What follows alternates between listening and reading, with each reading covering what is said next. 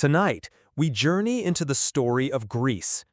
You begin along a rugged coastline where the land and sea have argued for centuries. Jagged mountains plunge into a glittering blue, and olive trees cling to limestone slopes like stubborn memories. The sun doesn't set here, it blazes down until the world becomes a painting of gold and stone.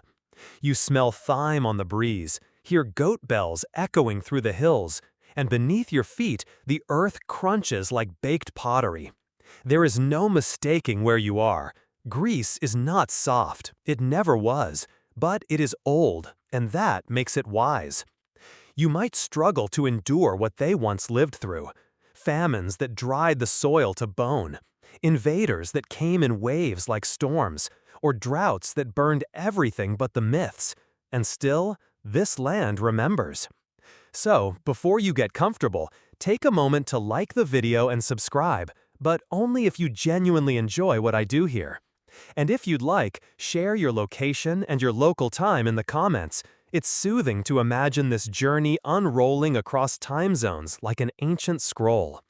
Now, dim the lights, maybe turn on a fan for that soft background hum, and let's ease into tonight's journey together. You walk among the earliest humans in Greece, hunter-gatherers drawn to fertile valleys and freshwater springs. The land here is difficult, but not impossible, and that was always enough. Around 7000 BCE, the Neolithic Revolution tiptoes in. You spot small farming villages clinging to riverbanks, where barley and emmer wheat now replace wild roots. Sheep and goats bleat in wooden pens, and clay figurines sit by hearths, their round faces staring upward as if they've seen tomorrow. These early settlers live close to the land. Their homes are made from mud brick and timber, and everything revolves around the seasons. Harvests bring celebration, and droughts bring fear. You sense a sacredness in their simplicity, rituals carved into the rhythms of life. Pottery becomes not just useful, but beautiful. Spiral patterns and stylized eyes stare up from bowls. Some believe these marks hold meaning beyond aesthetics, perhaps early attempts to trap memory in fired play. But Greece is not a flat, predictable place. Its jagged topography begins to shape culture in unexpected ways. You walk uphill toward isolated communities, each nestled between mountain ridges or tucked into coastal inlets. These aren't lazy divisions, they're the seeds of something profound: independence. No central river like Egypt's Nile connects these people. Instead, they must look inward to survive and outward. Each village becomes a world. By 4000 BCE, metallurgy flickers into view. You hear the clang of copper on stone. These are not mastersmiths yet, but they're learning. A bracelet here, a dagger there. Gold is soft, and it shines. It finds its way into tombs, buried with the dead who mattered most. Already, status whispers in precious metals. Historians still wonder whether these early class divisions were tied to lineage or trade skill, or perhaps some divine approval carved into bones or weather signs. As the centuries pass, Greece becomes a patchwork of distinct cultures. You move through Thessaly's fertile plains, where crops flourish, then up to Epirus, where hunters trace the steps of wolves. Farther south, near the Peloponnese, you begin to hear new names: Sesklo and Dimini, two of the oldest known settlements in Europe. Their houses cluster tightly around courtyards, and you notice something familiar: public space. Not by accident, but by intention. Trade grows. Obsidian from Milos, shell jewelry from the Aegean, copper from Cyprus. The sea begins to whisper its siren song. You stand on a rocky beach, watching a wooden canoe bob just offshore. This is not mere travel, it is transformation. The sea makes new things possible. Ideas move faster, so do people. In the distance, you see a faint shimmer, the outline of Crete. Soon it will hum with the footsteps of the Minoans, but for now, Greece is still dreaming. You climb a hillside one evening and look back at what's forming. A land with no center, a people learning to shape stone, then metal, then myth. The mountains have divided them, but the sea will teach them to connect. You feel the first heartbeat of what will become a civilization, not yet mighty, but awake. You awaken on the island of Crete, the largest in the Aegean, where the dawn spills like honey over alabaster cliffs. The year is somewhere around 2000 BCE. Below you, a palace unfolds, not a fortress, but a labyrinth of open courtyards, storerooms, and painted halls. This is Knossos, heart of the Minoan world, and it does not bristle with spears. Instead, it sings. You walk through colonnades painted red and black, past frescoes that flicker with life. Dolphins leaping beside boys, dancers spinning mid-air, priestesses in flounced skirts raising their arms skyward. Nothing here is accidental. Even the colors speak: vermilion, lapis, ochre. These people do not just build, they choreograph. In the air hangs the scent of saffron and roasted grain. In storerooms beneath your feet, jars the size of men hold oil, wine, and grain. This is not mere subsistence, this is surplus, ritualized and managed. You begin to understand why some scholars call it the first palace economy. Others debate it still. Was this truly a centralized bureaucracy, or a more symbolic role of kingship and redistribution? No iron gates, no moats. The Minoans are not obsessed with war, not yet. Their security seems to rise from the sea, deep harbors and swift ships. You step aboard one now. Its hull creaks, but it glides. The Minoans become masters of maritime trade. Their ships ripple across the eastern Mediterranean, touching Egypt, Syria, and the Cyclades. With each wave of travel, the culture grows stranger and more sophisticated. Scripts appear, linear A etched into clay tablets. You run your fingers over the symbols, loops, crosses, wedges. We still don't know what it says, a language locked. Historians still debate whether it reflects a unique tongue or a forgotten cousin of later Greek dialects. And so, even as the Minoans speak, we remain outside their thoughts. But you can observe. You can feel the confidence in their art. This is a society unafraid of grace. Their women wear makeup. Their bulls are worshipped, not merely feared. You find bull horns carved in stone, the so-called horns of consecration, atop walls and altars. And in the frescoes, acrobats flipping over bulls, somersaulting from danger into legend. This bull imagery will echo forward, tangled into myths like the Minotaur's labyrinth, but for now, it's simply awe. Power not through conquest, but through spectacle. A people who decorate the walls of their storage rooms with murals of lilies. Still, perfection is never permanent. Around 1600 BCE, the earth rumbles. You feel it in your bones. The island of Thera to the north erupts. The sky turns black. Ash falls like snow. Tsunamis are whispered to have struck Crete's shores. Some archaeologists believe this event weakened Minoan power. Others argue disease or internal unrest played a greater role. What's certain is this: by 1450 BCE, many Minoan sites lie in ruins. And when palaces rise again, they bear the heavy hand of outsiders, Mycenaeans, from the Greek mainland, who will soon leave their own imprint. You take one last walk through Knossos. The air feels different now, quieter. You pass faded frescoes, cracked walls, a throne room once resplendent, now empty. But look closely, the chair is still there, carved from stone, waiting. It's the earliest known throne in Europe, and it reminds you that Greece is not just about what rises, it's also about what endures. And so you board a ship, drifting northward toward the mainland. The age of the Minoans has crested. But the Greeks are only just beginning to forge kings from bronze and stories from war. Section 3. You step ashore in the Peloponnese, where the land is dry and the hills guard secrets behind every curve. The year is nearing 1400 BCE, and the world feels heavier here. Less dance, more duty. You climb toward a citadel of stone, where lions loom above the gate in mute, eternal roar. This is Mycenae. Gone are the flowing skirts and open-air courtyards of Crete. Here, walls are thick, doors are shut, weapons hang in the shadowed rooms. You feel the pulse of power in every sharp corner. This is a place of kings. You walk down a narrow shaft into a tomb, beehive-shaped, domed, echoing. Inside lies a corpse once clothed in gold. His mask stares out with almond eyes and a fixed, unreadable mouth. Heinrich Schliemann, the 19th century archaeologist who unearthed it, famously called it the Mask of Agamemnon.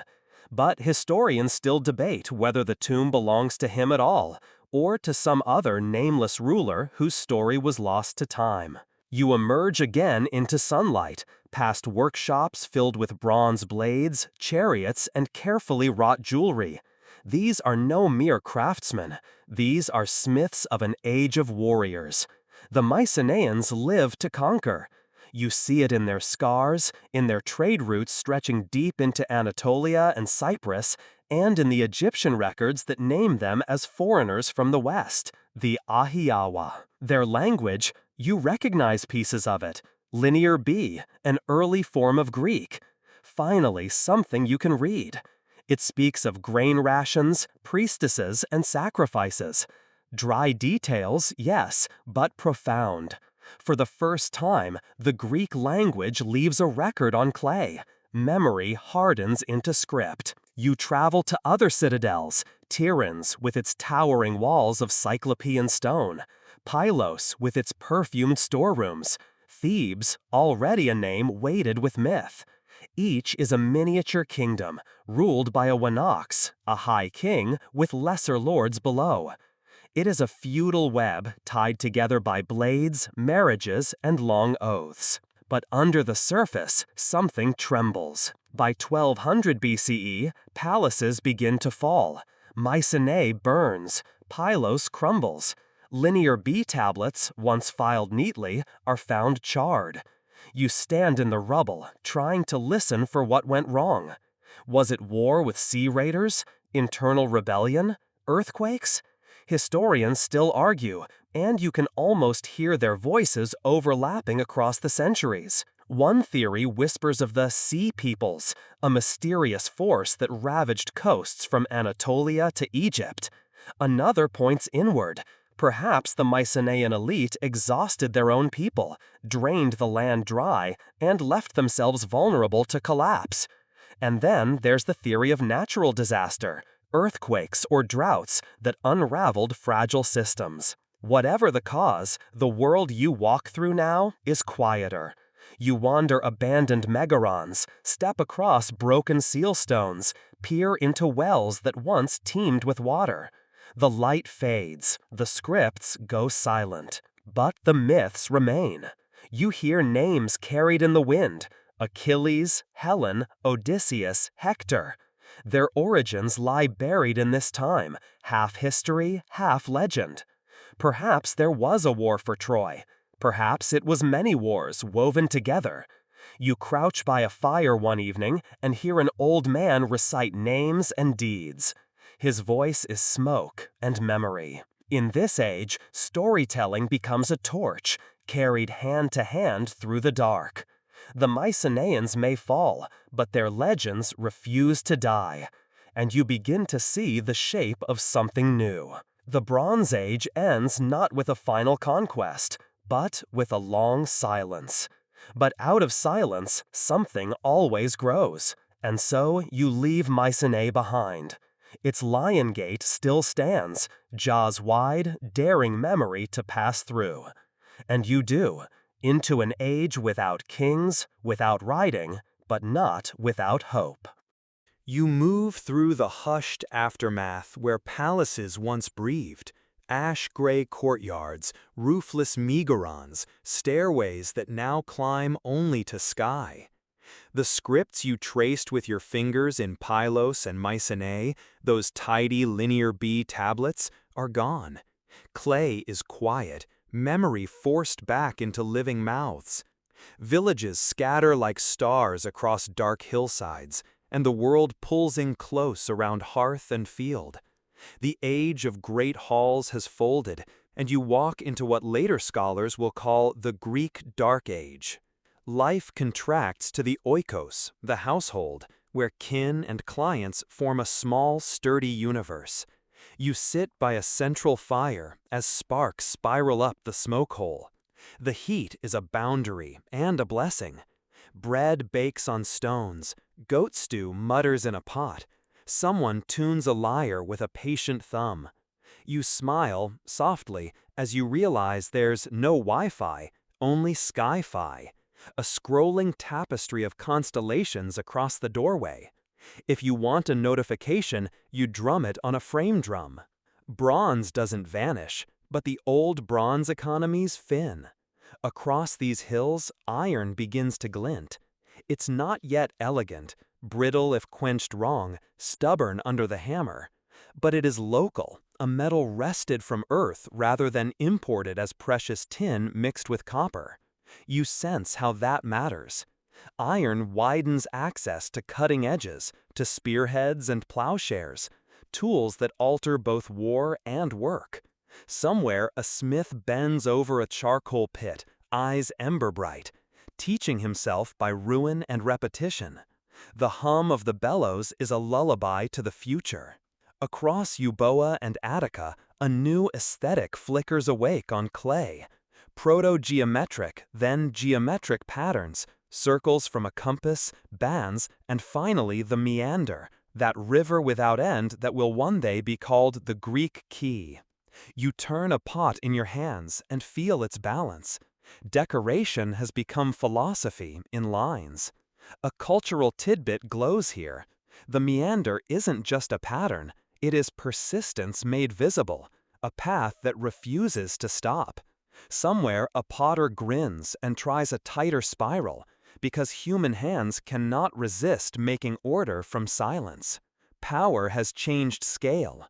No more wanocks in fortified palaces. Now a basileus presides, a local chief among peers, more first among near equals than distant lord.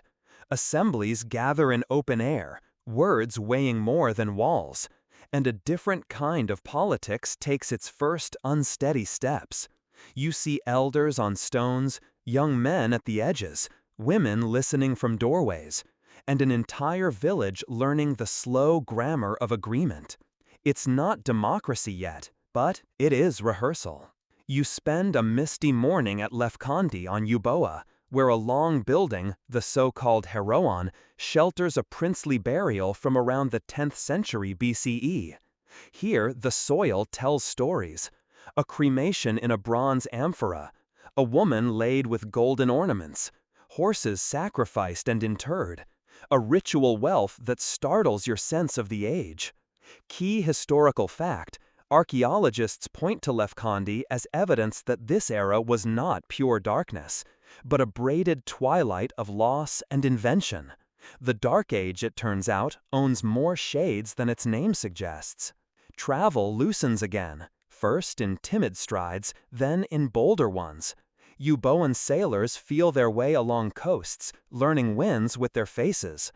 In the south, you catch rumors of Phoenicians, shipwrights with clever hulls, and letters that cling to wood better than memory does.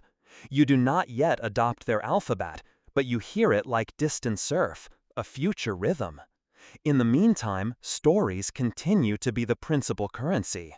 Around secluded fires, bards knit lineage into legend. A young man of many counsels, a swift-footed warrior, a woman whose beauty burns cities. Someone laughs that every hero claims to be best of the Achaeans, and you quietly note that bragging rights are the most recession-proof product of any age. Violence never entirely sleeps, but it is more neighborly now. Cattle raids, boundary disputes, honor balanced on a spear's shadow. Xenia, guest friendship, becomes a social law stronger than fences. A stranger stands at your door, feed them first, ask questions after. Bread, salt, and a seat near the hearth make a covenant. You tuck that practice away. It will one day undergird epics and court cases alike. And if a host tries to keep you forever with stories, well, call it a hospitality bug. No patch yet. Historians still wonder whether a Dorian invasion thundered down from the north to topple Mycenaean order, or what you feel underfoot is slower. Migrations, local collapses, gradual change wearing a mask called catastrophe. The evidence argues in many dialects, potsherds, bones, tumuli, shifting place names, and certainty stays just beyond the torchlight. You lean into the ambiguity. Greece learns in this era to live with open questions, and that habit will become a genius. Sanctuaries grow from groves like shy deer stepping into clearings. At Olympia, rough altars draw sacrifices long before marble dreams arrive. The air smells of roasted meat and river water. Oaks whisper above an earth that will remember footprints. A key date flickers at the edge of the period, 776 BCE, traditionally marked as the first Olympic Games. Imagine men racing naked in summer dust, while elders compare the courage of youths to the steadiness of oaks. Victories are not merely personal, but communal, a way of braiding separate villages into the first thin cords of something pan-Hellenic. In this lean time, the household gods feel close. Hestia's fire keeps the center. Zeus is a storm above the ridge. Athena is a thought sharpening a spearhead. Poseidon is the mood of the strait you must cross to trade. Symbols condense life into images you can carry. An olive twig, a small bronze figurine, a painted eye on a cup to ward off what may follow you home in the dark. You tuck one such charm into your belt, no reason not to help luck find you. Slowly, quietly, the scale of imagination expands. Fields are parceled with greater care, terraces bite into hillsides, herds are counted and promises counted too. The social grammar grows richer. Time, honor, as a measurable good. Arete, excellence, as a way to be more than merely alive. You hear elders say, "Remember the first kings we met?" and nod. The memory of grandeur now becomes a spur rather than a chain. Some evenings you sit on a low wall and listen to a boy practice hexameters, feeling a shape inside the lines that will one day crystallize into names you already know. Oral tradition is an archive without shelves, reliable because an entire village polices its accuracy. Miss a line and 20 ants will fix you. Honestly, the ants are faster than any scribe. By the time the hillsides warm toward the 8th century, you sense the hinge creaking. Trade routes thicken, boats get braver. Decorative bands on pottery widen into narrative scenes. The Dark Age thins to dawn. You breathe out, tasting thyme and smoke and sea salt, and feel on your tongue the next thing about to happen. Letters that will catch words like fish. City-states that will knit law from talk. And a style of asking questions that will change what a mind thinks it is. For now, though, the night is still.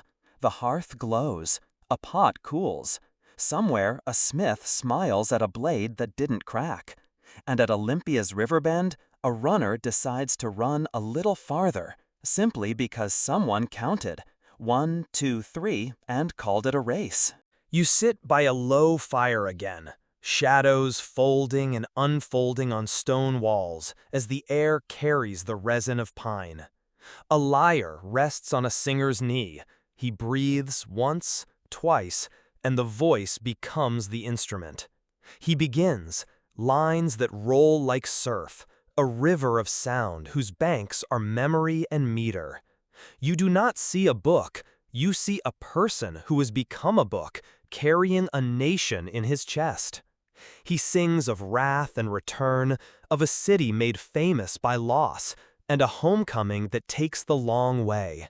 Figures step from the rubble of the Mycenaean halls we left behind. Swift-footed warriors, resourceful wanderers, queens who unspool a gay's work and make it a knight's defense. The words knit scattered hillsides into one listening body. In the quiet, you feel people straighten, as if a spine were slipping back into place. We are many villages, but we remember one story. The technique is old and exacting. Dactylic hexameter beats like a patient drum. Dum-da-da, dum-da-da. Steady enough that the tongue can grow tired and still land on time. Formulaic epithets, rosy-fingered Dawn, swift-footed Achilles, gray-eyed Athena, are the singer's toolkit, phrases that fit the meter like carved stones and keep the river from spilling its banks. You smile because it is also a memory cheat sheet. If the name slips away, the epithet will catch it. If only car keys worked the same way. In these performances, you hear more than plot. You hear a moral weather report. Arete, excellence, shines not as boasting, but as duty. Time, honor, rises and falls like the sea. Xenia, guest friendship, remains sacred, a law that predates laws. The household fire of the Dark Age becomes a public hearth. The community leans in together, hearing themselves as both host and guest. A small cultural tidbit glints here. The singer's staff, gripped as he chants, is not a mere prop. It marks authority to speak, portable, visible permission to guide the crowd's attention. Somewhere in the 8th century BCE, letters arrive like a lantern in a long tunnel. The Greeks adapt the Phoenician script and make a quiet revolution by adding vowels. Breath itself becomes part of writing. Early inscriptions appear, scratched right to left, then boustrophedon, as the ox turns, a line plowing one way, then back the other. On a small cup from Pithecusae, Nestor's cup, 3 cheeky lines tease the drinker with desire, and the tease rides in hexameters. Key historical fact: within a few generations of adopting the alphabet, long oral poems could be fixed in written form, preserving the rhythms that once lived only in breath and memory. Historians still wonder whether Homer is one poet or many, a single towering voice, or a name that shelters generations of singers. They wonder, too, when the epics crystallized into the forms we read, early in the alphabet's life, or later when cities standardized festival recitations. You breathe with the question rather than fight it. After all, a coral reef is both one thing and many lives. What the debate cannot erase is what you feel, a people taking griefs and hopes and weaving them into a common fabric of remembrance. The telling teaches memory to help itself. Ring composition circles back the way a walker taps a familiar tree. Type scenes, feast, arming, council, guest welcome, provide frames for variation. The method is practical, yes, but it is also art, like the meander we traced on pottery in the last section. A path that doubles back, refuses to end, and by doing so becomes emblem and engine. If your thoughts drift as the singer repeats a formula, that is allowed. The poems are built to be remembered even when the mind wanders. The performances travel, town to town, island to island. The singer is a bridge over gorges and gulfs, and values cross with him. When he praises a host who protects a guest, a listener in Euboea nods with a friend in Chios he has never met. When the song condemns a broken oath, a boy in the Peloponnese and a girl on Lesbos share a frown. This is the first thin chord of something pan-Hellenic, a nation of listeners learning to agree on what deserves praise and what merits blame. If only comment sections worked this well. From these verses, the kings we met in stone-walled Mycenae return as mirrors. Agamemnon's authority and Achilles' fury test the limits of command and conscience. Odysseus, of many turns, teaches the craft of survival in a sea that rarely keeps a promise. Remember the first kings we met? Here, their echoes become ethical puzzles. What is courage when anger claims the name? What is loyalty when home calls you but gods disagree? The poems do not settle the questions, they make them livable, and in making them livable, they make them public. The gods in these songs are not distant clouds, but personalities with weather systems. Athena leans close to whisper strategy, Poseidon sulks with the tide. Zeus is a scale where fates weigh themselves and sometimes cheat. You learn to speak to them with offerings, and also to listen for them in the texture of events. Another cultural touch glows gently. Olive oil, poured smooth and luminous, becomes both offering and prize. Amphorae of it awarded to victors in contests. Even in myth, daily goods become symbols. The pantry and the altar share a jar. War is there, yes, but the telling respects the body and the cost. Even when details tighten, the view pulls back into compassion. The Iliad's field becomes a page where mortality is written large and then blown clean by evening wind. The Odyssey's waves keep their humor, doors that insist on being locked, winds that always blow the wrong way. If you have ever tried to fold a fitted sheet, you already understand Odysseus's relationship with the sea. The point is not to frighten you awake, but to steady you with the measure of what humans endure and forgive. As you follow the voice from hearth to shore, you notice politics humming beneath the art. Leaders are measured in assembly by how they speak as much as how they strike. A poor decision can be shouted down. A good plan must be sung into agreement. The poems in this way tutor a people, learning to build cities from conversation. A hero's excellence becomes civic virtue by retelling. Private glory rehearses public law. By the time the lyre quiets, a map has been drawn in your mind, not of roads, but of relationships. Hospitality cords tie households across waters. Oath and gift form bridges. Reputation travels faster than ships. On this map, the scattered villages we traced in the Dark Age stand closer than they look. You sense the birth of the polis already seated here, in shared language and shared judgment, in the habit of gathering to hear and to weigh. The singer ends not with a full stop, but with a breath that could begin anywhere, because these poems are living calendars. Wherever you open them, it is the right day. He smiles, sips wine, and passes the lyre to an apprentice. The fire loosens. People stand, gentled by the rhythm they have carried together. You stand with them. Tomorrow, letters will cut a neat groove into memory. Trade and treaty will bind shore to shore. Hillsides will answer to names like Athens and Sparta with new precision. But tonight, you leave with hexameters tucked under your ribs, a tide that will carry you forward into squares and councils, into laws that try to hold what songs have already taught, that a people is a chorus, and the chorus learns its part by listening. You step from the circle of the hearth into a space with edges, stone underfoot, sky held in a frame of hills, and hear a new word steady itself on the tongue: polis. The city is not simply a crowd of houses, it is a promise arranged in streets. An acropolis rises where rock does, a natural fortress lifted into meaning, while the agora lowers itself gently into the valley, a plain place made grand by attention. You pass altars and boundary stones. You pass laws spoken aloud before they are ever scratched into wood. The household we kept so carefully in the last section now opens its door and learns to live in public. The agora is a school without walls, smells braid together, new bread, olive oil, a fish just pulled from blue water, and above the stalls, talk arranges itself into order. Sellers praise, buyers bargain, elders advise, and somewhere a herald clears away with a staff that means listen. A small cultural tidbit glows. Agora means both marketplace and assembly, and the double meaning is the point. Daily needs and public judgment are to be handled in the same daylight. It turns out the best way to keep debates civil is to hold them within reach of lunch. On the Acropolis, sacred things learn to look like themselves.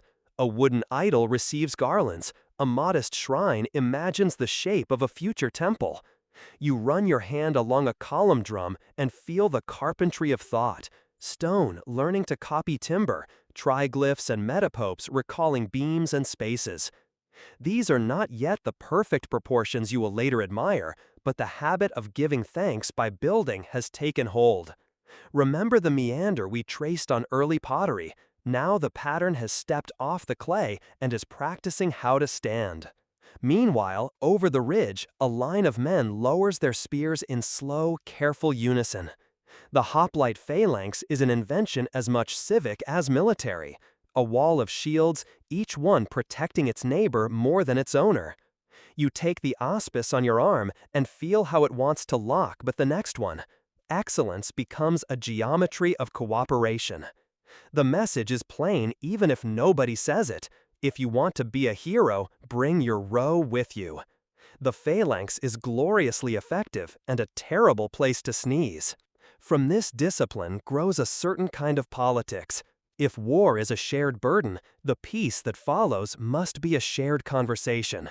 You see measures and weights standardized, coinage hammered with symbols that bind pride to trust, and magistrates chosen with the understanding that law is memory plus courage.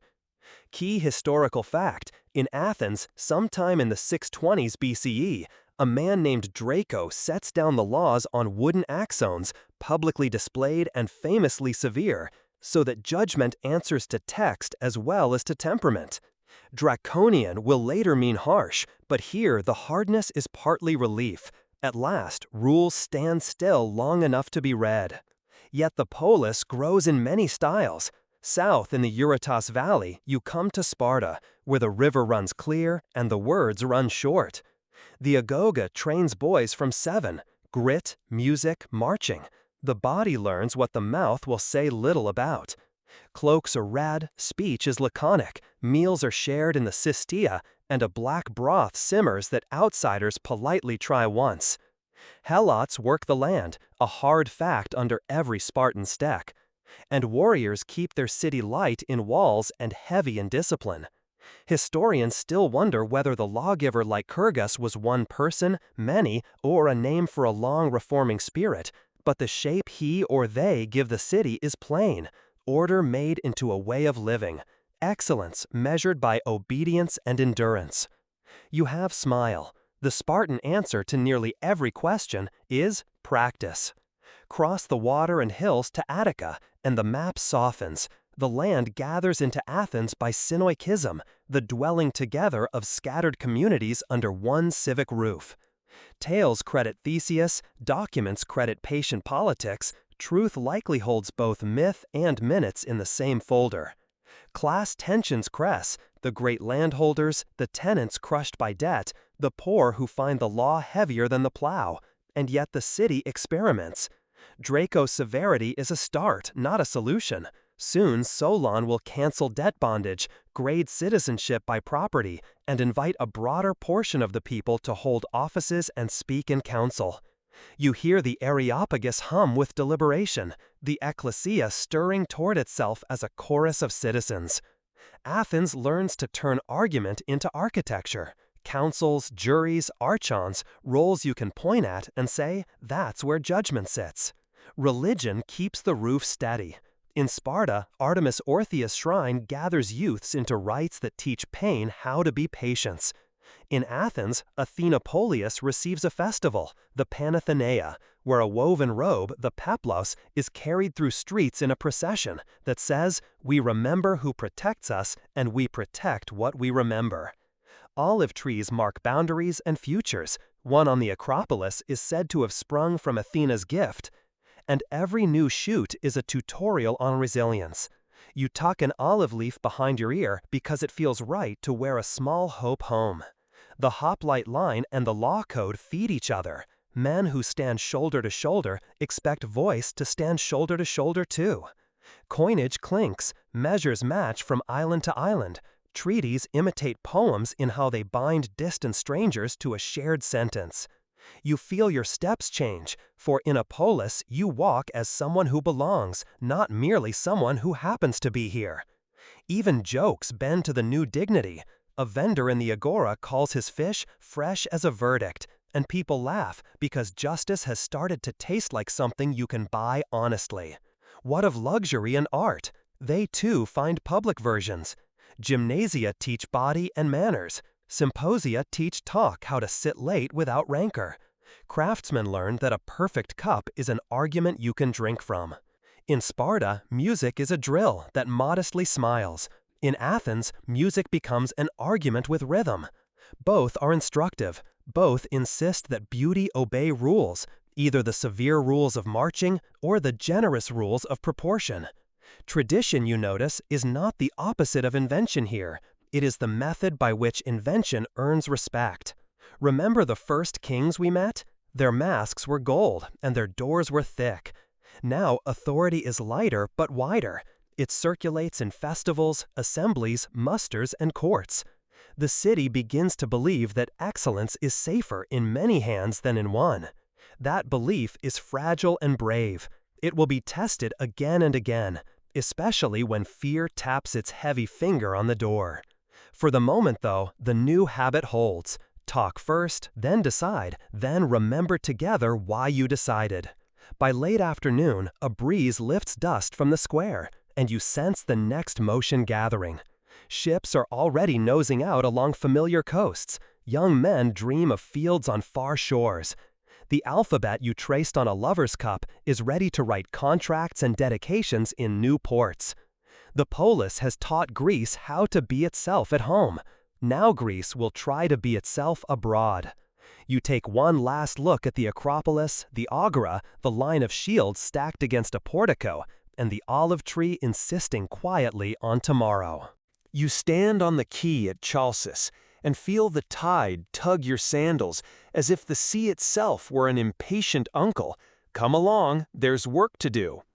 The word that passes from mouth to mouth is apoikia, a home away, not an outpost of empire, but a new hearth that remembers the old one. Ships are caulked, oars counted, grain measured, and a chosen oikist, founder, binds the expedition with oaths. Delphi is consulted. Apollo's priestess sings a riddle that somehow reads like a map.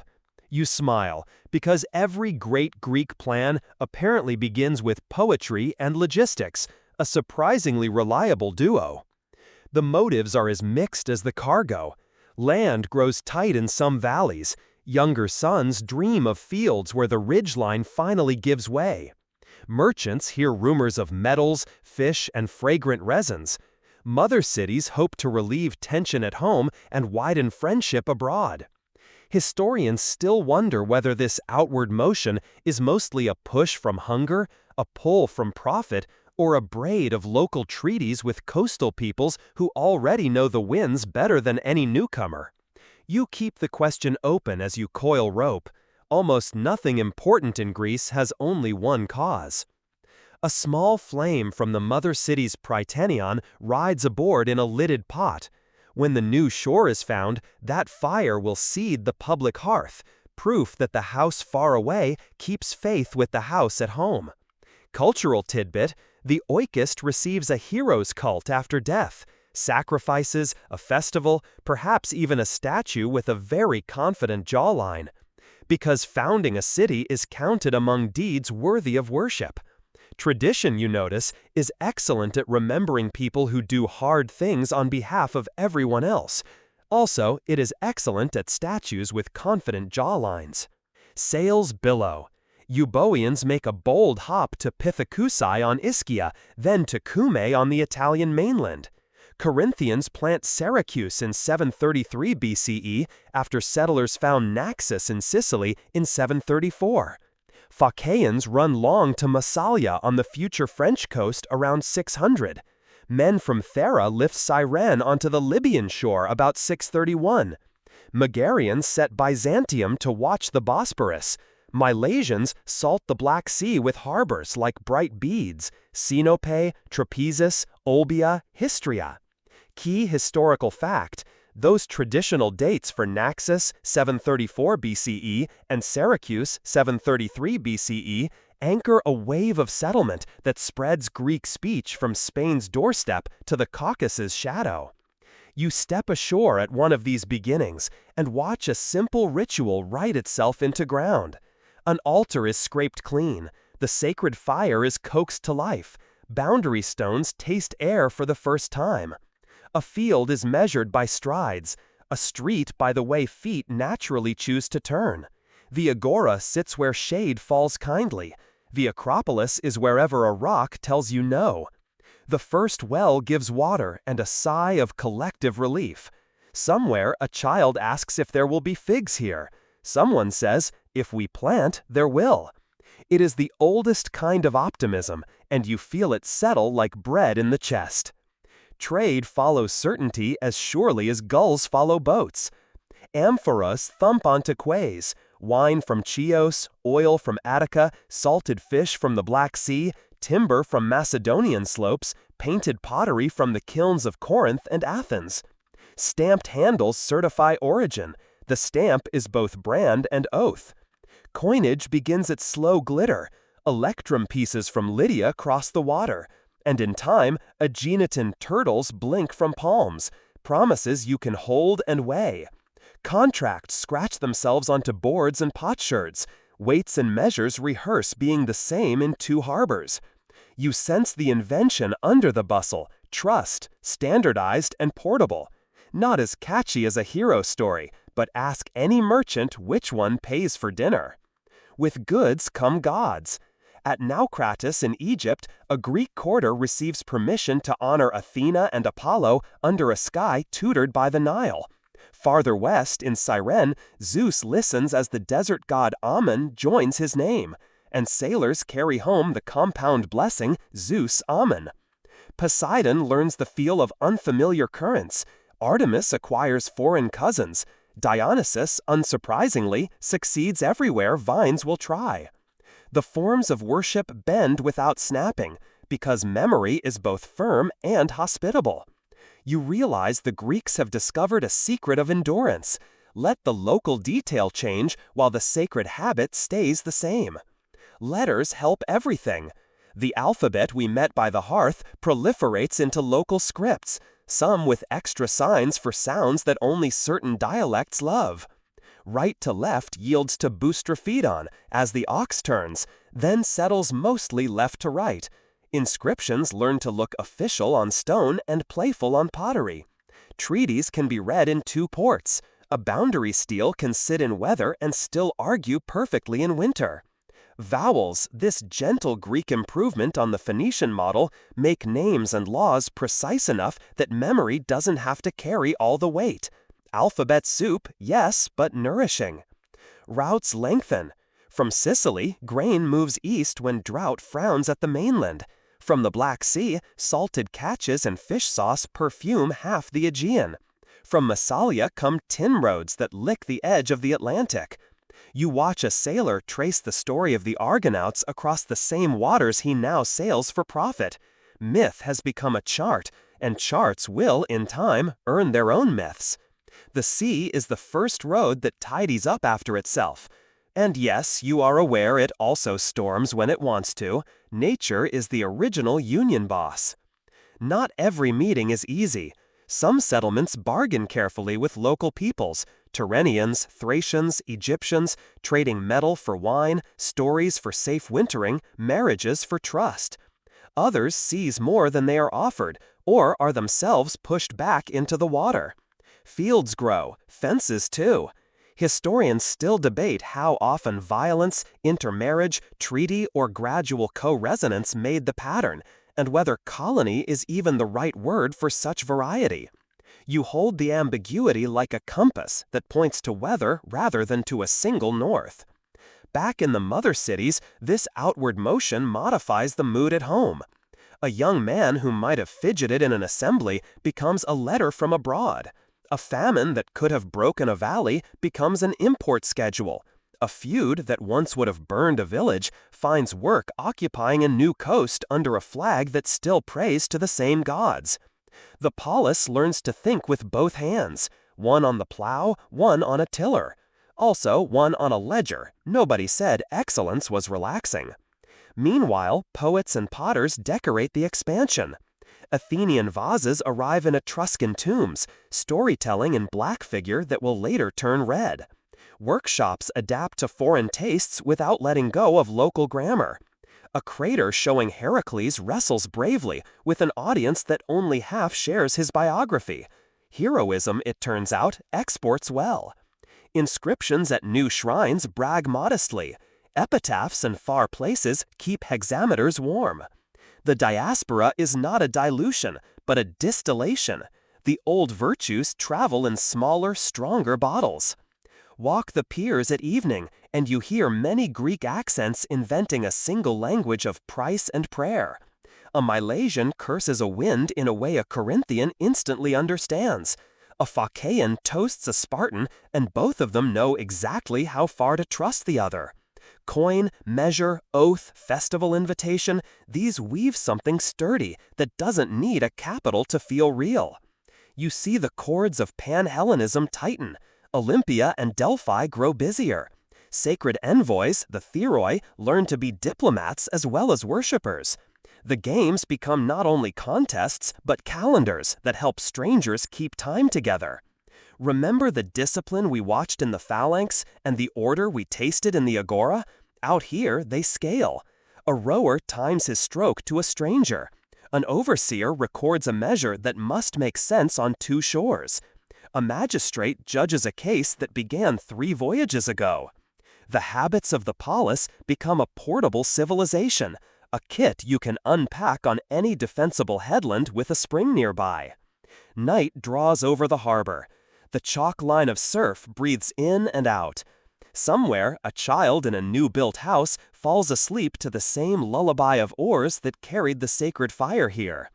You step aboard again, the deck grained like an old hand, and feel the ship lean toward another coast, another bargain, another sunrise. The alphabet has learned to ride, the markets have learned to sing, and the gods, pleased to travel, watch over routes that bind strangers into neighbors. You wake to the white gleam of marble catching sunlight on a hill called the Acropolis. Below it, Athens stirs, streets winding like threads from a loom, voices calling in the agora where fishmongers jostle philosophers for attention. The 5th century BCE has arrived, and you can feel the hum in your ribs. Greece has gathered its scattered chords and struck a harmony historians still call classical. You walk among columns rising like disciplined forests. The Parthenon is still fresh-cut brilliance, its stones aligned with a precision that makes your own posture straighten. Inside, Athena Parthenos towers, gold and ivory shimmering by lamplight. Outside, friezes run like living banners, recording processions and battles, mortals and gods mingling without apology. Key historical fact, between 447 and 432 BCE, under Pericles' vision, the Parthenon becomes not just a temple, but a manifesto in marble, a declaration that Athens has taken its place as teacher of Hellas. Yet architecture is only one voice in the chorus. In the agora, you pause at a knot of men. Socrates stands barefoot, tilting his head like a curious bird, asking questions that unravel answers faster than they can be tied.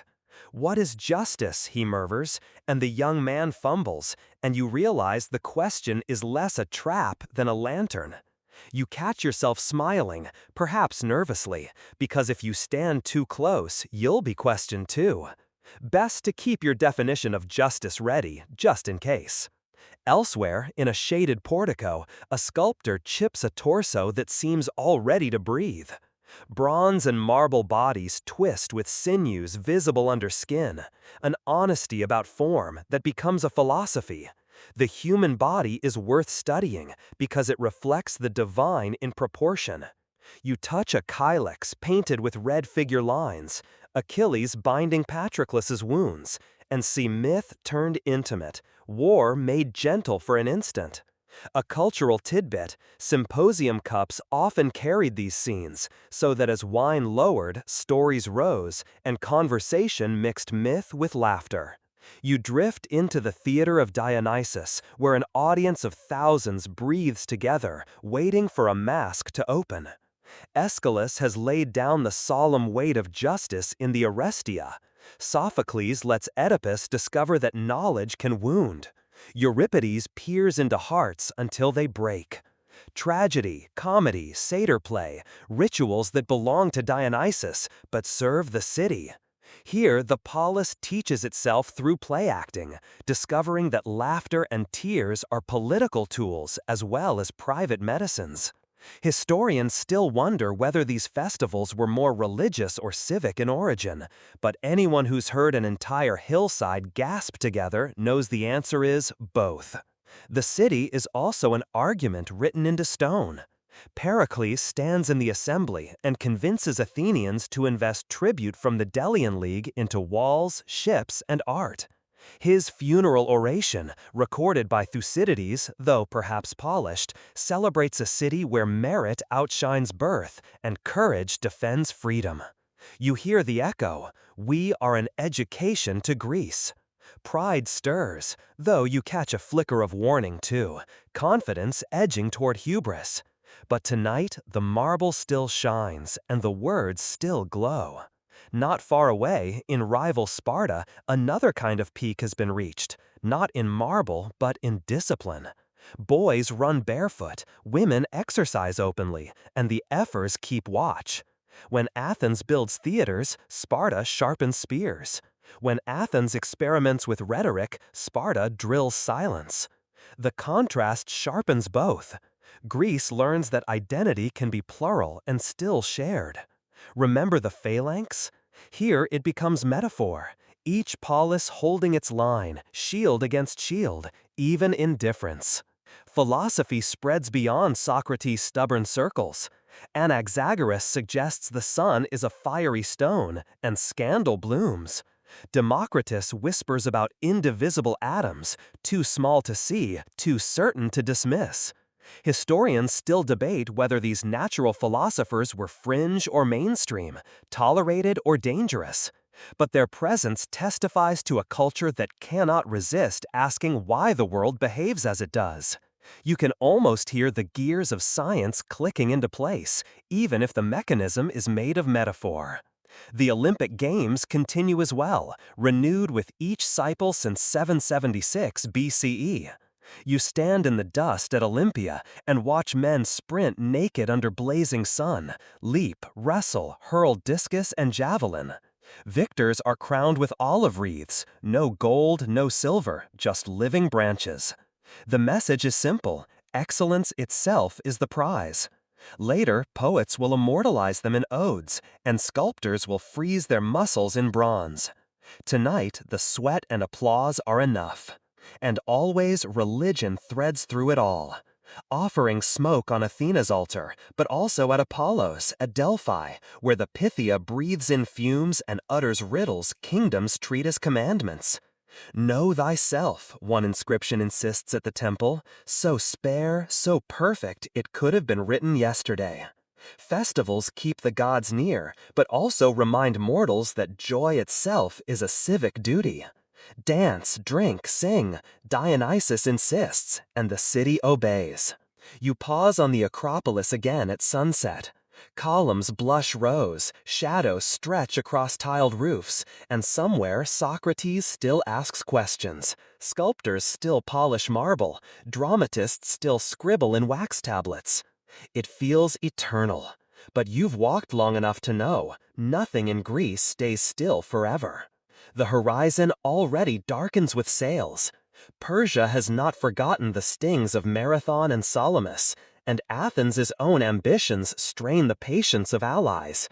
But for this moment, you are here, in the golden clarity of the classical peak, where temples glow, philosophy sharpens, and the very air seems thick with thought. The air stiffens with salt and smoke as you stand on the plain of Marathon in 490 BCE.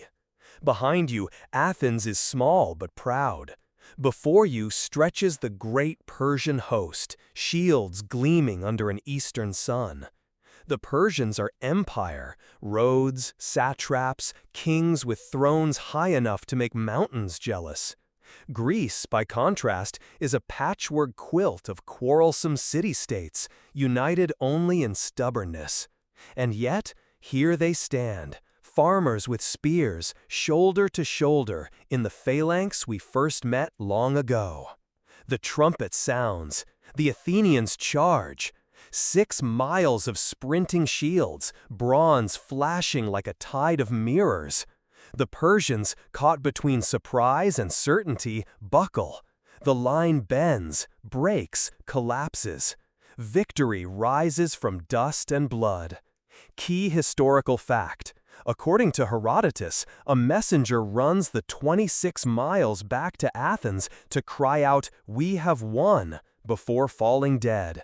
Historians still debate whether this famous marathon run really happened, or whether it's a later embroidery stitched to honor endurance. Either way, every jogger who curses mile 20 carries a whisper of this field. 10 years later, the storm gathers larger. Xerxes crosses the Hellespont on pontoon bridges of boats lashed together, his army so vast that rivers reportedly run dry when they drink. Greece quakes. Some submit, others argue. But Sparta and Athens, rivals in pride, clasp hands. You climb the rocky pass at Thermopylae and see Leonidas and his 300 Spartans brace themselves with allies. For 3 days they hold. You hear the clash of bronze, the hiss of arrows that darken the sky. "Then we will fight in the shade," the Spartans joke, their humor cutting sharper than spears. In the end, betrayal opens a goat path, and the pass falls. But memory does not.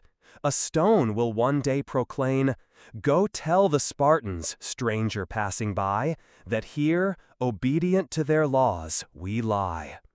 As Athens burns, you flee with citizens to the island of Salamis. Themistocles, cunning as Odysseus reborn, has lured the Persian fleet into narrow straits. From the cliffs, you watch Greek triremes dart forward, 3 banks of oars churning like furious legs. They ram, they splinter, they overturn ships heavy with men unused to these tight waters. Victory again. The sea that once spread Greek colonies now saves Greece itself. Persia retreats, not defeated forever, but chastened. The balance tilts. In the aftermath, you notice something subtler than fire or steel. A new self-confidence. Temples rise not merely for gods, but for memory. At Delphi, the serpent column will stand, coils of bronze recording the names of cities who resisted. At Athens, the rebuilding begins, not as mere repair, but as declaration. Remember the Parthenon we admired in the last section? It grows directly out of these ashes, its columns standing like trophies of survival. Symbols harden into stories. The word eleutheria, freedom, takes on flesh. It means more than escape from kings. It means the right to argue in the assembly, to shout in the agora, to choose your allies. Greece frames itself as the antithesis of Persian despotism, a mirror in which the West will long admire itself. Historians still wonder if this contrast is too sharp. After all, Persian subjects often lived securely, and Greek democracies excluded women, slaves, and foreigners. Yet the myth of freedom gains power precisely because it is simple, and myths, you know, are sometimes stronger than stone. The Olympic Games swell in this climate. Victors are no longer just athletes, but avatars of a people's resilience. A runner crowned with olive from Elis is praised as if he himself had beaten Xerxes. Pan-Hellenism, this fragile idea that Greeks can imagine themselves one people, strengthens in contests, sacrifices, festivals. The Persian wars, brutal as they were, become a crucible that forges common identity. Cultural tidbit. Athenian playwrights quickly weave the wars into drama. Aeschylus, who fought at Marathon, writes The Persians in 472 BCE, the oldest surviving tragedy we have. It portrays Xerxes not as monster, but as broken man, teaching Athenians to pity even as they remember.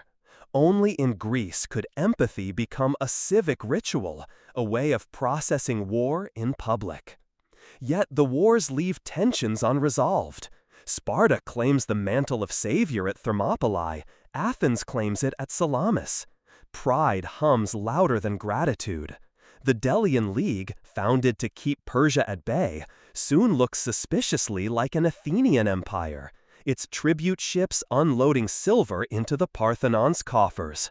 Freedom, it seems, is easier to demand than to distribute. You climb once more the steps of the Acropolis and look back toward the east. The horizon is clear for now, but you sense shadows gathering. Not from Persia this time, but from within Hellas itself. Remember how we spoke of the phalanx as a geometry of cooperation?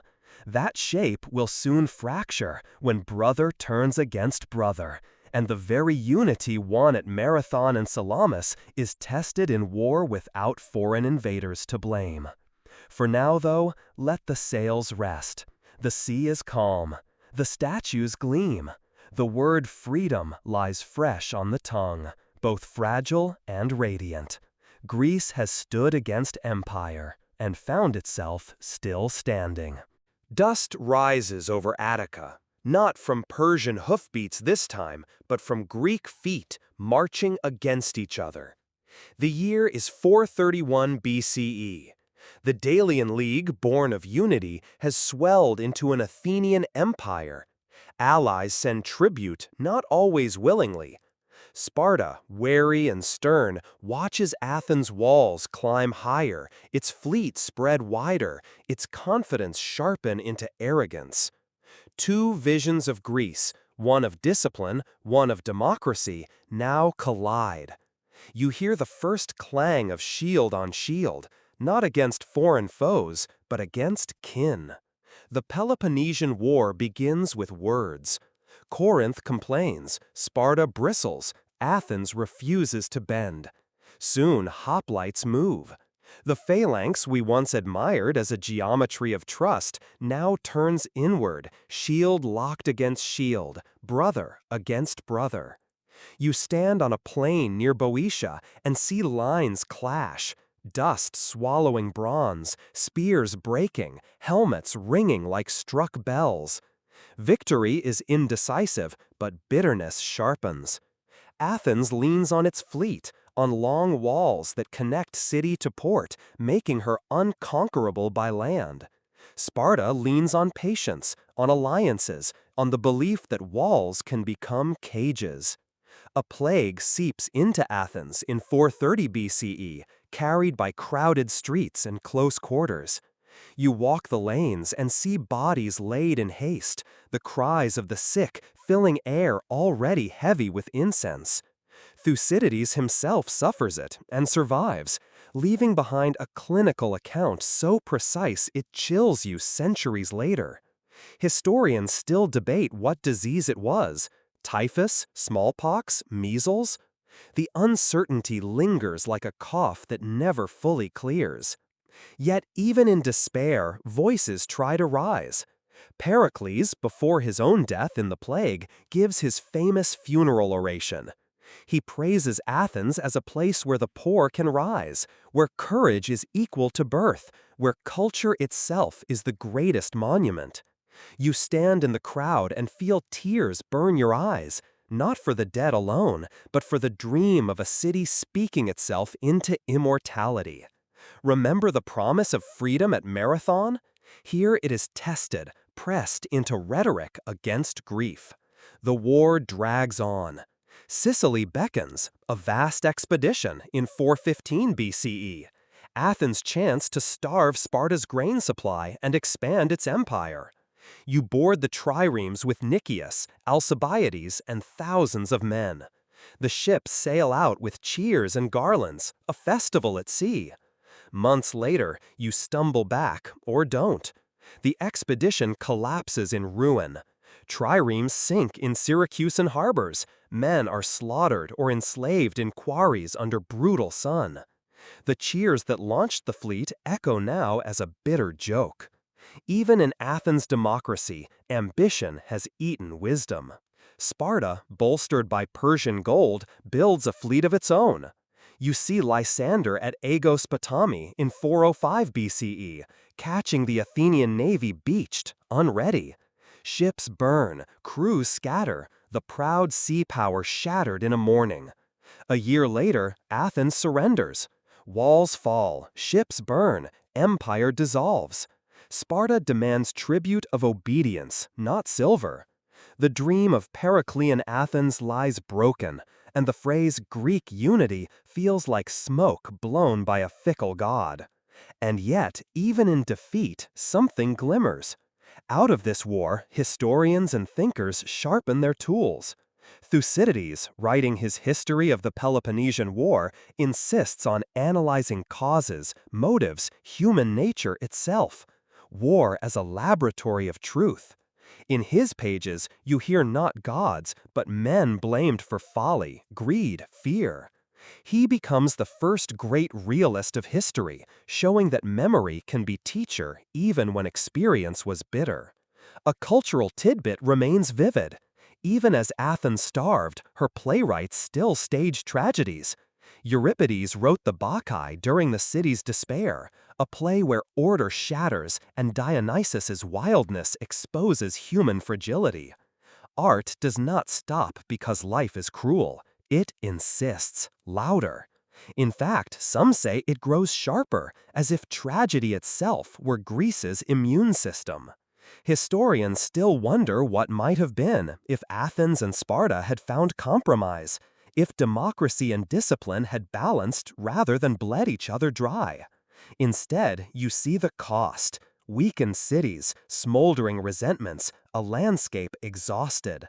The war lasts nearly 30 years, a generation raised little but conflict. You stand once more in the agora of Athens, now quieter. The Parthenon still gleams, but its shine feels strained. Socrates still questions, but his words sting sharper in a city wounded and defensive.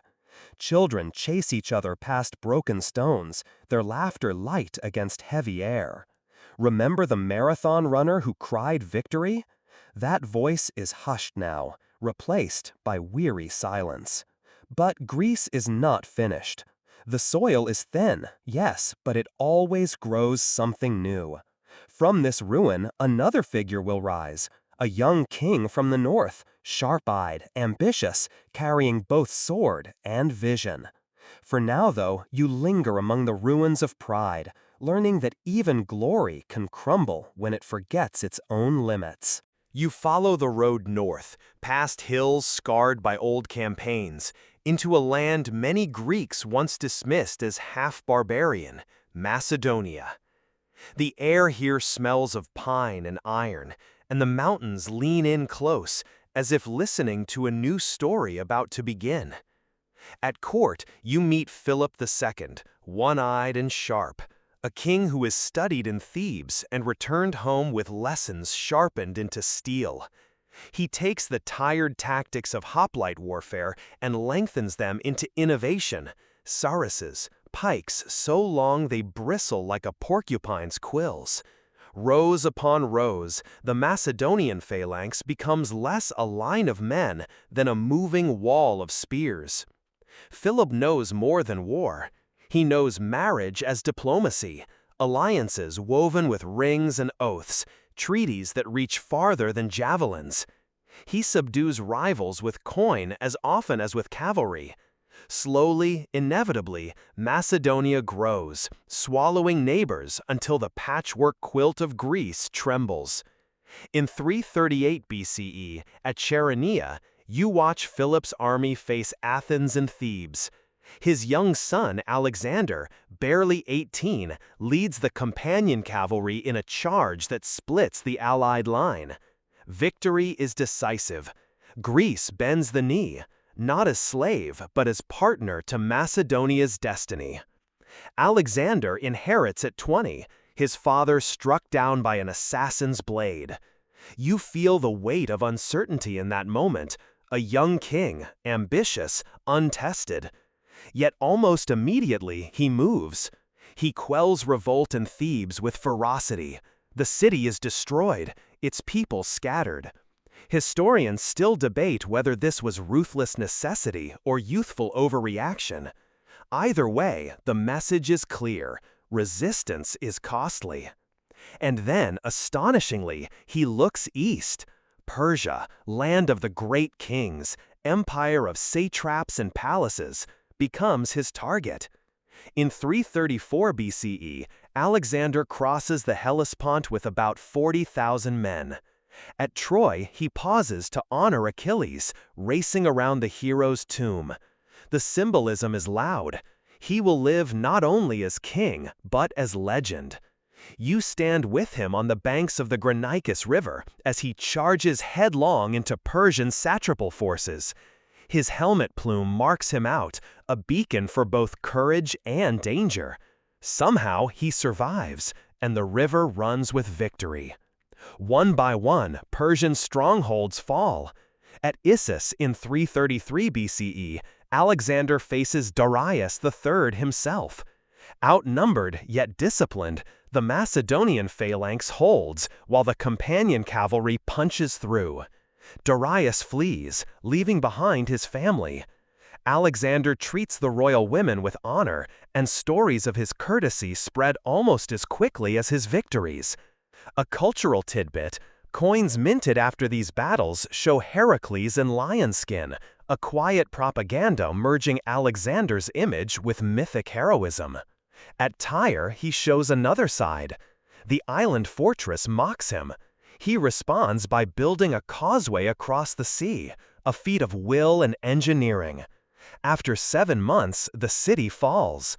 At Egypt, he is welcomed as liberator, crowned as pharaoh, and at Siwa's oracle, he is saluted as son of Zeus Ammon. Historians still wonder if he believed the oracle's words or merely used them as theater.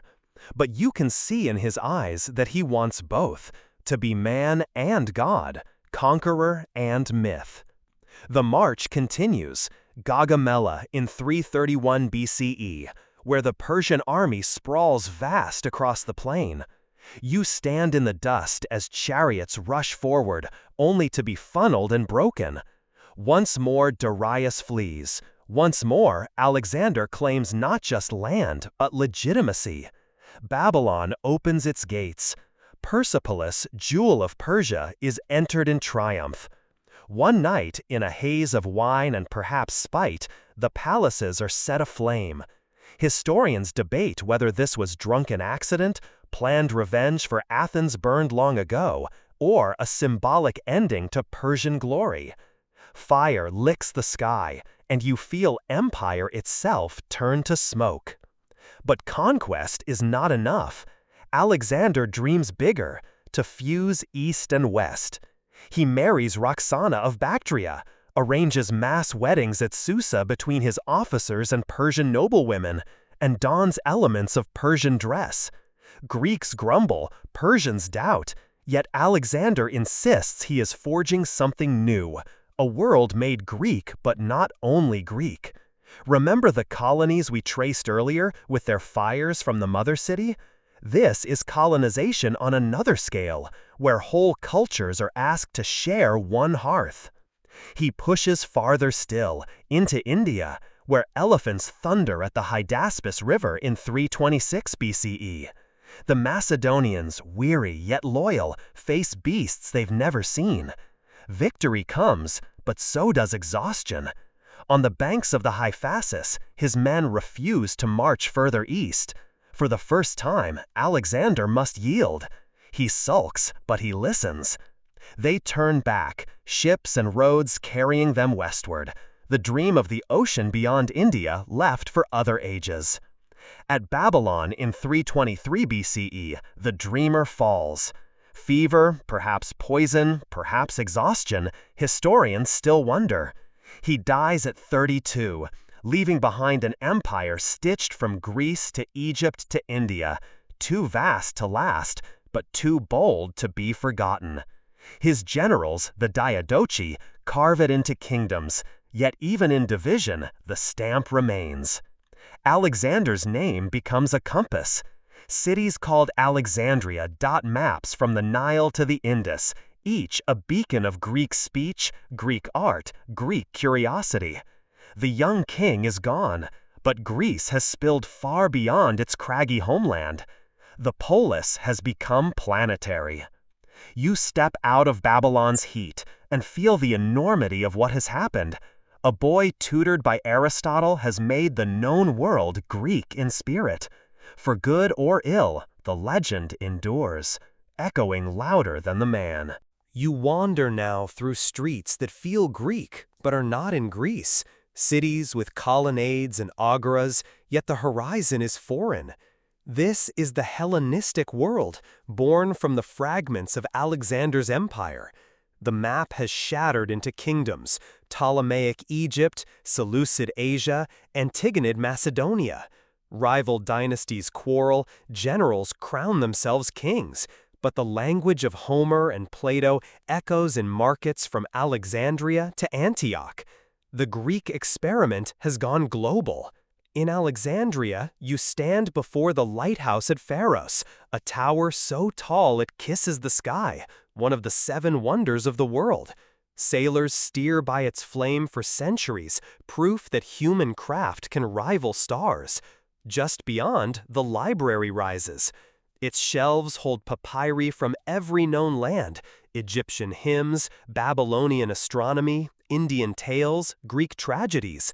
Scholars here dream of gathering the entire world's memory under one roof. Key historical fact: founded in the early 3rd century BCE under Ptolemy II, the Library of Alexandria becomes the most ambitious archive of antiquity. Historians still debate how much was lost in its eventual fires, whether thousands of works or hundreds of thousands. But the loss itself has become legend, a wound in humanity's memory. You stroll the museum, a research institute where thinkers live as residents, supported to study. Here, Euclid sharpens geometry into a system so elegant it still guides blackboards today. Archimedes visits and mutters about levers and floating bodies, his genius spilling like wine from a jar. Astronomers like Aristarchus suggest the sun, not the earth, sits at the center, a truth the world will take millennia to accept. Eratosthenes measures the Earth's circumference with nothing more than shadows and math, and he is astonishingly close. You smile at the ingenuity. Sometimes the universe surrenders its secrets to little more than a stick, a well, and a curious mind. Philosophy evolves here too. In the shaded arcades of Athens, Epicurus teaches that pleasure is not gluttony, but peace of mind, freedom from fear and pain. His garden welcomes women and slaves, scandalous inclusivity in a city often jealous of citizenship. Across the Stoa, Zeno of Citium preaches stoicism. Virtue is the only good. Life is best lived in harmony with reason. Fate's blows met with calm endurance. You breathe deeply, feeling the resonance. These are lessons that outlast empires, carried forward in whispers through Roman senators, Christian monks, and even modern bookshelves. Cultural tidbit: art changes too. The rigid calm of classical sculpture melts into drama. You stand before the Laocoon group, marble muscles twisting, faces contorted with agony as serpents coil. Or you admire the winged victory of Samothrace, her robes whipped by invisible wind, her stride frozen mid-triumph. The Hellenistic style craves emotion, spectacle, theater. It's Greece, but turned outward, tuned to a wider audience. Markets swell with diversity. In Antioch, you hear Greek mingled with Aramaic and Persian. In Pergamon, libraries compete with Alexandria, while rulers commission altars that sprawl with mythic battles. In Egypt, the Rosetta Stone, 196 BCE, records decrees in 3 scripts: hieroglyphic, Demotic, and Greek, proof that cultures can overlap on a single slab. Historians still wonder whether this cosmopolitanism bred true synthesis, or whether Greek culture dominated while pretending to blend. The answer, like the inscriptions, is layered. Theaters, gymnasia, and temples pop up in cities far from the Aegean, each one exporting not just marble and columns, but ideals. A young man in Bactria reads Homer, a woman in Cyrene learns geometry, a merchant in Rhodes debates Stoic logic. The polis has grown, not in walls, but in imagination. Wherever Greek is spoken, the city exists. And yet, the Hellenistic world is not utopia. Wars between successor kings rage, borders shift like dunes, dynasties rise and collapse. Armies of mercenaries replace the proud citizen soldiers of the old polis. Power grows personal, dynastic, monarchical. Athens, once queen of ideas, now often bows to foreign kings. Still, in this swirl, Greek culture proves astonishingly portable, like olive oil in an amphora. It spills, but always carries its flavor. Remember the colonies we saw earlier with their sacred flames from the mother city? The Hellenistic cities are their heirs, but on a grander scale. Instead of a hearth, an empire lights the flame.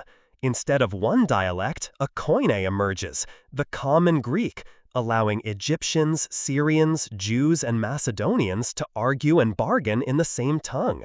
You might not master Homer, but you can haggle in koine, and that alone keeps the gears turning. At night in Alexandria, you lean against a marble quay and watch lanterns bob on the harbor. The air is thick with languages, spices, scrolls, and stories. You think of Homer's singer by the fire and realize his voice has carried farther than he could dream. Greece is no longer a land. It is a current, flowing across continents, carrying with it reason, rhythm, theater, proportion, and questions. The marble cools beneath your hand as you leave the glow of Alexandria's harbor and walk into the long shadow of Rome. By the 2nd century BCE, the rising power from the Italian peninsula has begun to tug at every Greek thread. Macedon falls in stages, each war cutting deeper, until, in 146 BCE, Corinth is burned and Greece bows formally to Roman rule. You can smell the smoke of libraries plundered, hear the shuffle of chained captives marched westward. Greece as a political power is subdued, and yet you notice something paradoxical. The conquerors themselves become conquered, quietly, by culture. Roman generals bring home not just treasure, but teachers.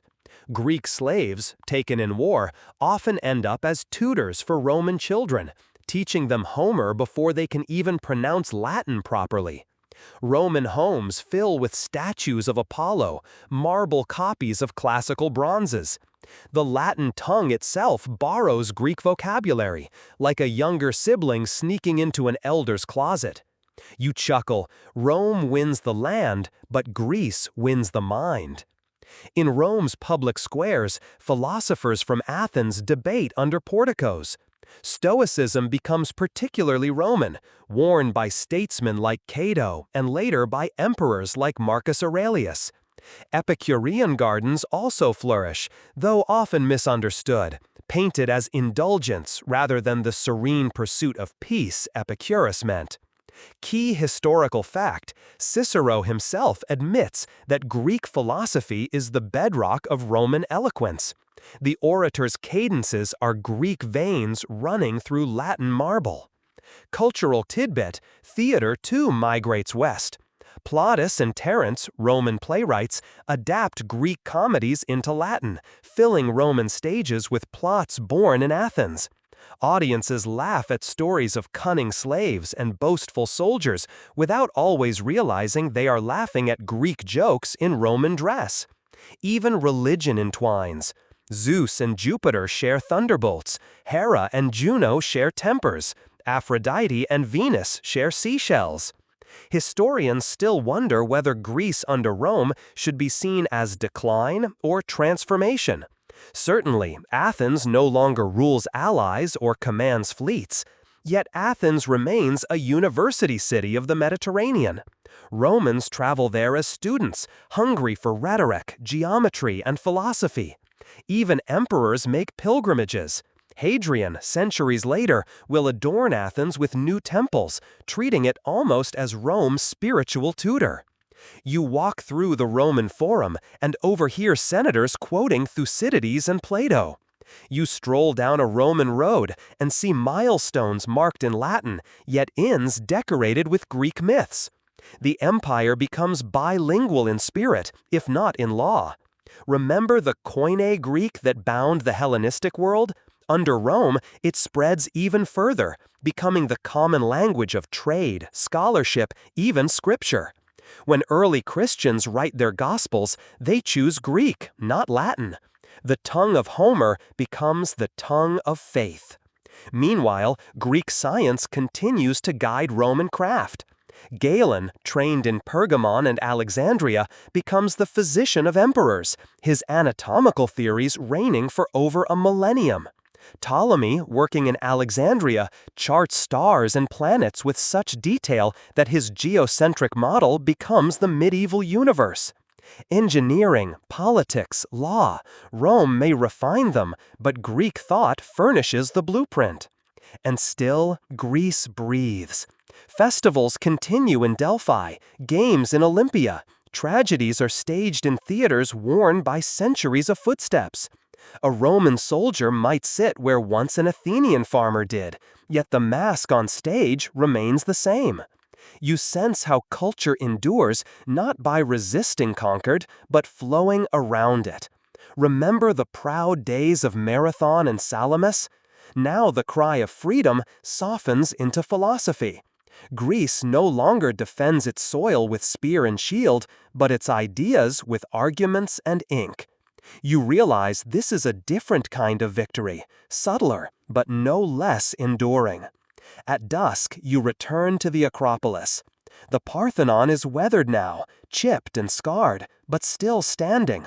Roman travelers marvel at it, poets sketch it in verse, emperors dream of building their own versions back in Italy. Greece has become both province and professor. The paradox lingers as you watch the stars prick the sky. Greece has lost independence, but gained immortality. Rome holds her body, but her spirit roams free, whispering in every Latin sentence, every Roman column, every prayer translated into Koine. You drift eastward now, into Constantinople, where domes gleam like sunrise over water. Rome has cracked and split, its western half crumbling in 476 CE. But here in the east, the flame still burns, and the language of that flame is Greek. The empire calls itself Roman, yet its speech, its theology, its art are Hellenic at heart. This is Byzantium, a Greek memory wrapped in imperial purple. You walk into Hagia Sophia, completed under Justinian in 537 CE. The space swallows you. A dome floats impossibly, resting on hidden arches, windows ringing it like a crown of light. Mosaics shimmer with gold tesserae, Christ and Mary gazing from walls that ripple with divine presence. A cultural tidbit, Byzantine artists favored eyes large and solemn, not for realism, but for the soul's window. Icons meant not to mimic, but to mediate. To look at one is to look through it. Orthodox Christianity roots deeply here. Councils meet, Nicaea, Chalcedon, hammering creeds into sentences that echo still in churches across the world. The Greek fathers, Basil, Gregory, Chrysostom, write sermons and treatises that entwine philosophy with theology. Historians still debate how much Platonic thought shaped Christian doctrine, whether the Trinity owes something to Greek metaphysics, or whether resemblance is coincidence.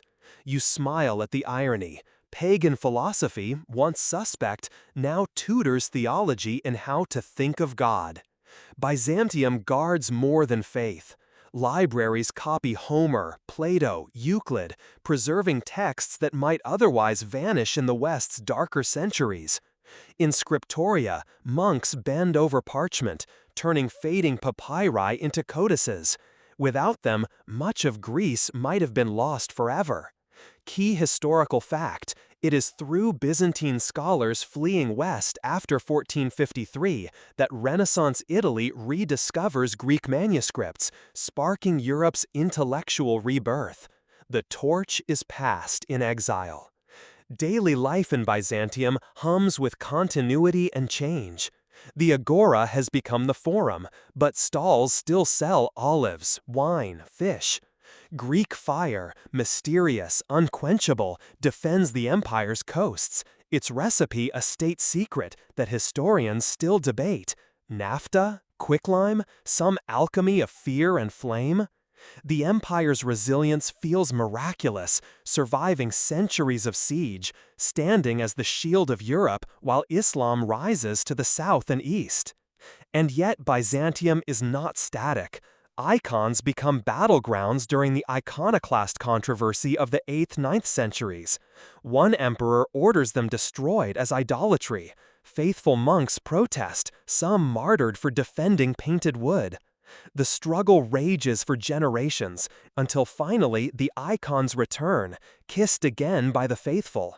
You see how Greece's old love of image, of shaping gods in marble, of painting bulls on palace walls, has transformed but never disappeared. Representation is still sacred, only the subject has changed. Cultural festivals linger too. At Easter, candles flame in midnight processions. At Epiphany, priests bless the waters, and swimmers dive for the cross. Pagan temples may be silent, but the instinct for ritual, for sacred drama, continues in Christian guise. Remember the theater of Dionysus? Here, liturgy itself becomes performance, chants, incense, icons combining to transport worshippers. In the provinces, Greek monasteries cling to cliffs, Meteora rising on stone pillars, Mount Athos humming with prayers. They preserve not just scripture, but also fragments of Aristotle, Galen, Thucydides. While Western Europe forgets, Byzantium remembers. Scholars debate, copy, argue. The chain of Greek thought, though stretched thin, never fully breaks. And Constantinople itself, the queen of cities, stands as symbol. Markets spill with silks from China, spices from India, furs from the north. The hippodrome echoes with wreaths, rival factions shouting blue or green, with a fervor equal to any assembly in Athens. The city is cosmopolitan, but its bones are Greek: language, schooling, philosophy, faith. Still, shadows lengthen. Crusaders sack the city in 1204, tearing relics from churches, sending horses trampling mosaics. When Byzantium recovers, it is never the same. In 1453, the Ottomans breach its walls with cannons, and Hagia Sophia becomes a mosque. The empire falls, but the Greek spirit inside it does not. Scholars scatter westward, ideas migrate. Plato and Aristotle, carried in worn codices, ignite Florence. Homer sings again in new tongues. Byzantium dies, but Greece is reborn elsewhere. You pause outside Hagia Sophia one last time. The dome glows, even in memory. The chants you heard still echo faintly, mingling with calls to prayer. The Greek legacy here is not conquest, but endurance. Faith braided with memory, knowledge preserved like embers under ash.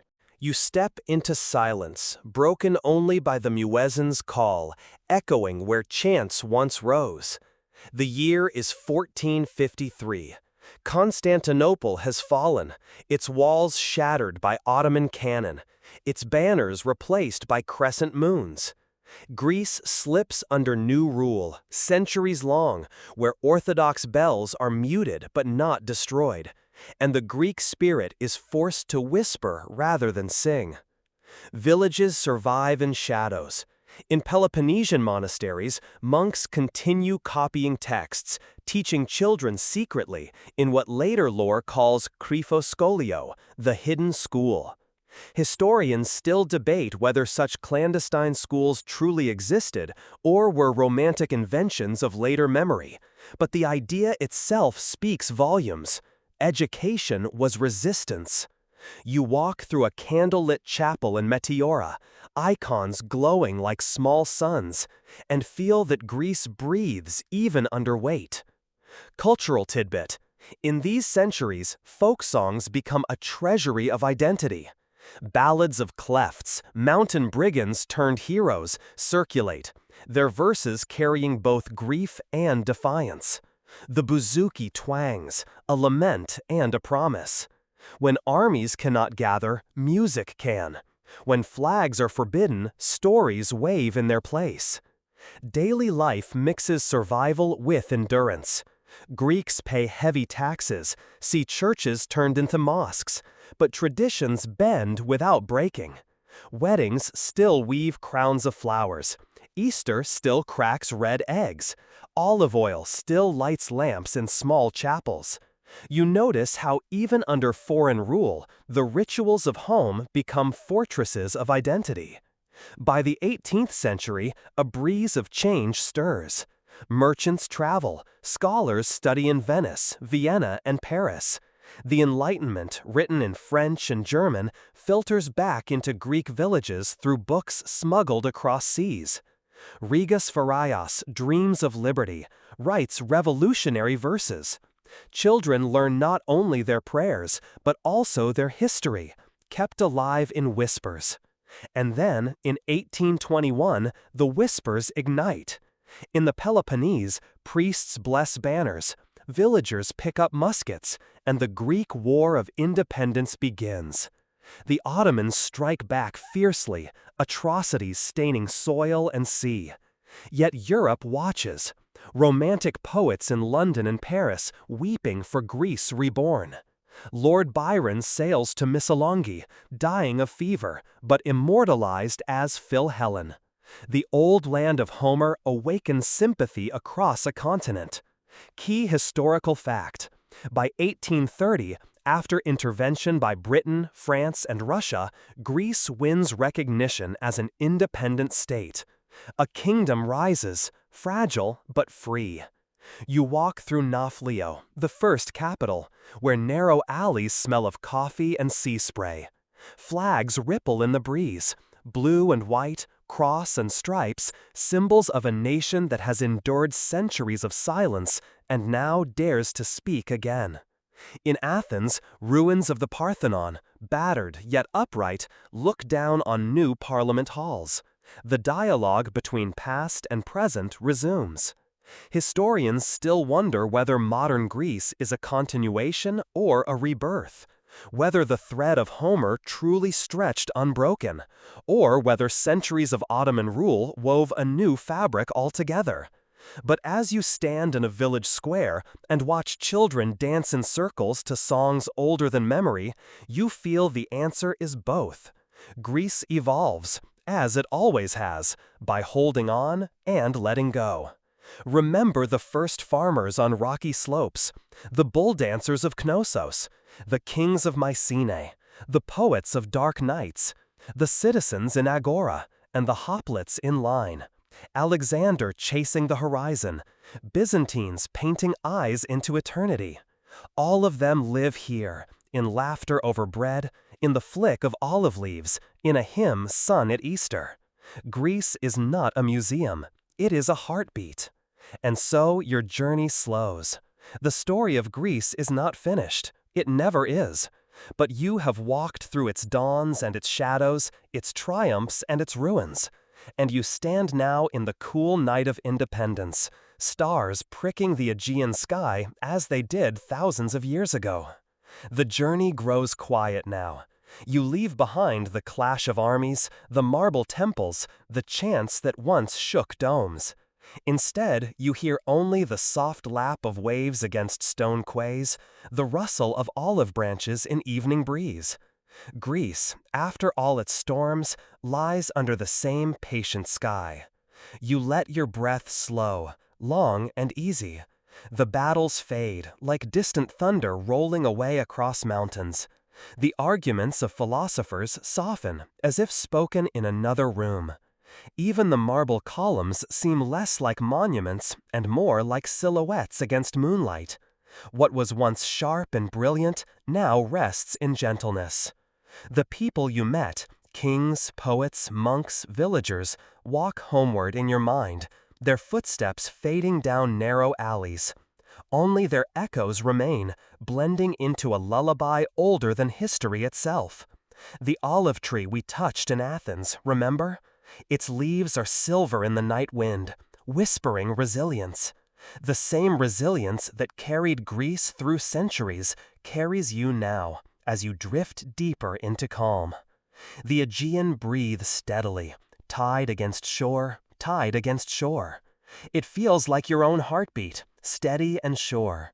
The stars above trace old constellations, Orion, Cassiopeia, figures who once guided sailors and storytellers alike. Their light is soft, ancient, endlessly patient. You need not follow them tonight. You need only rest. Let the story ease into silence. Let the weight of history dissolve into stillness. You are here, safe, carried by the same rhythm that has carried generations. Greece remains, stone, song, spirit. And so does your peace. And now you may drift into dreams.